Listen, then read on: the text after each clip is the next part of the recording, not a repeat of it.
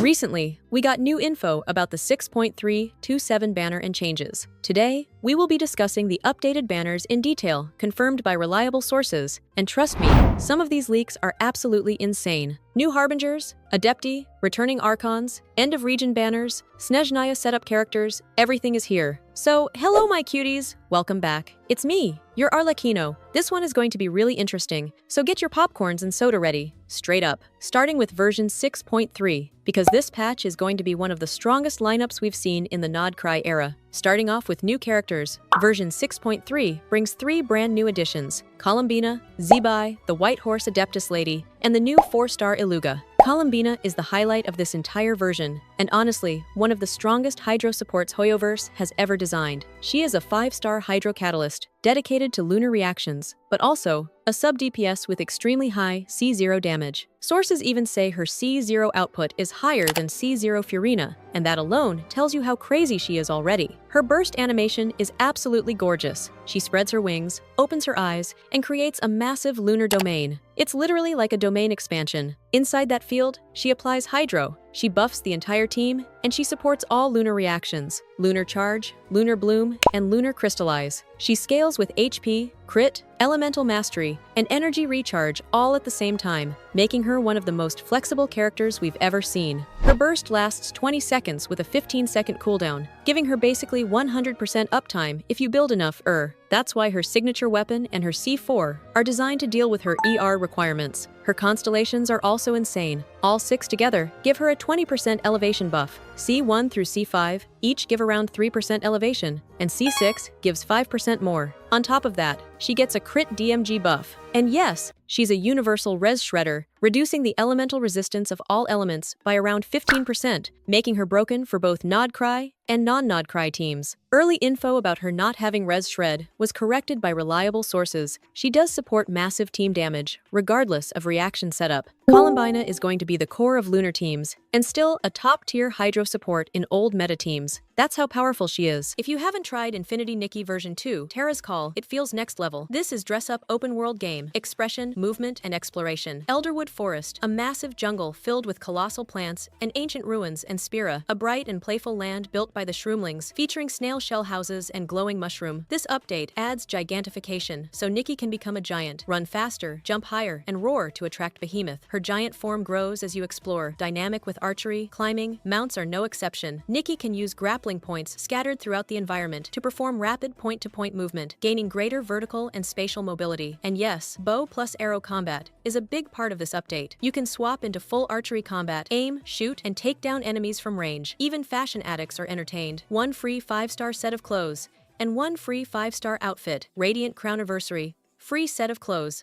Providence Immemorial and Heart of Infinity, and 4 free 4-star sets. Melody Bloom, Nikki Birthday free outfit. Forest Folk Giantification ability outfit. Shadow Swiftweave grappling ability outfit. Purifying Wind archery ability outfit. You can fight, build teams, solve puzzles, take photos, and move between main story and side content at your pace. So, make sure to join me. Well, download link is in the description. I'll see you there. Now let's talk about the second new 5-star, the White Horse Adeptus Zebai. She is not a Nemo, as early rumors said. DK2 confirmed that. She is a 5-star Geosword user, with a lady model, white hair, elegant Adeptus visuals, and she's expected to be a lunar crystallized DPS unit. Her C6 gives her a massive 48% elevation buff. That alone tells you she's a heavy damage dealer, built around the new crystallized lunar hybrid reaction. Lunar Crystallize only interacts with Hydro, not Pyro, Electro, or Cryo. Zebai will also appear in the Archon quest, and will be central to Lantern Rite in 6.3. And now, the third character, Iluga. Iluga is a 4-star Geopolarm character and a lunar crystallized support. He was mentioned in other Nodcry character voice lines earlier, and now he finally debuts as a support for the new lunar crystallized reaction.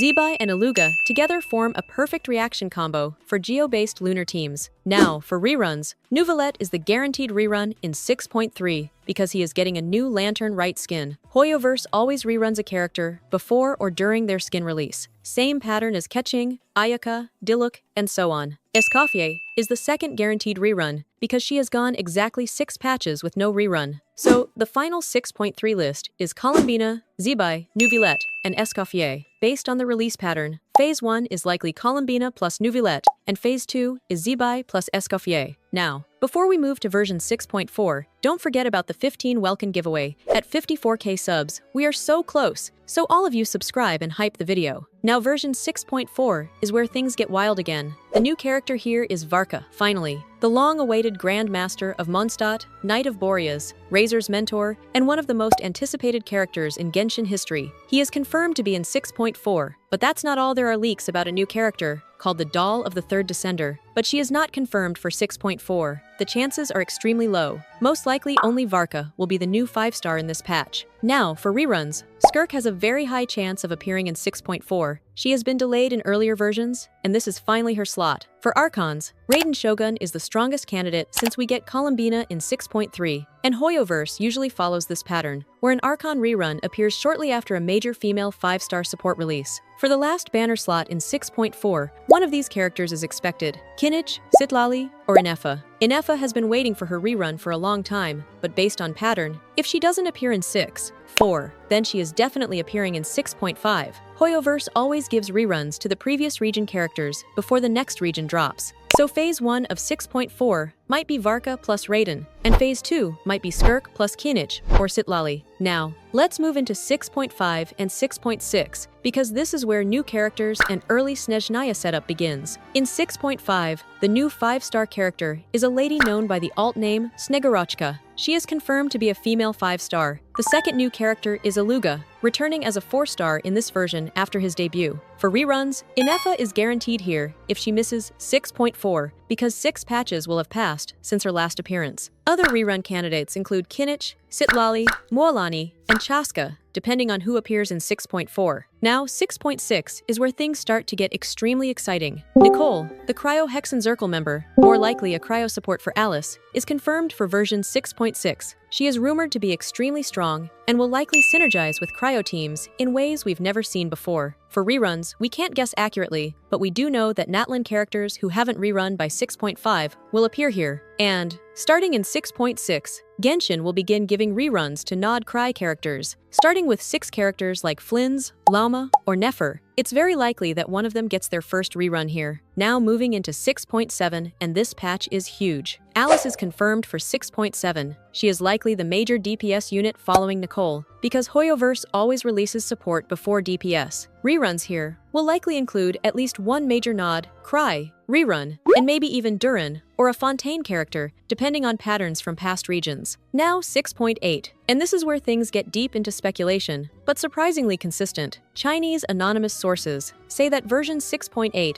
is likely the end of the Nodcry Luna region arc, and in this patch, there is a chance of a new 5-star Hydrobow character from Snezhnaya, a female character who will guide us towards Snezhnaya. Hoyoverse always releases a bridge character at the end of each region, like Yellen before Sumeru or Navia before Natlan, so this makes perfect sense. Also, Columbina rerun is highly possible in 6.8 because she is treated like a major character whose rerun timing will be important before the end of the region, so don't be surprised if she returns here. And finally, version 7, the beginning of Snezhnaya. This version is expected to launch the new main region with cryo-based mechanics, new cryo reactions, and massive cryo support characters that will buff old cryo units. And the biggest highlight, we should finally get our man Piero, the first Harbinger. If Hoyoverse goes full Fatui arc, Piero will appear early, and hopefully Capitano too, because we didn't get him last time. So yeah guys, this timeline looks absolutely insane with new Harbingers, new Adepti, massive power creep supports, high-value reruns, and the setup for Snezhnaya all happening one after another. Thanks for watching,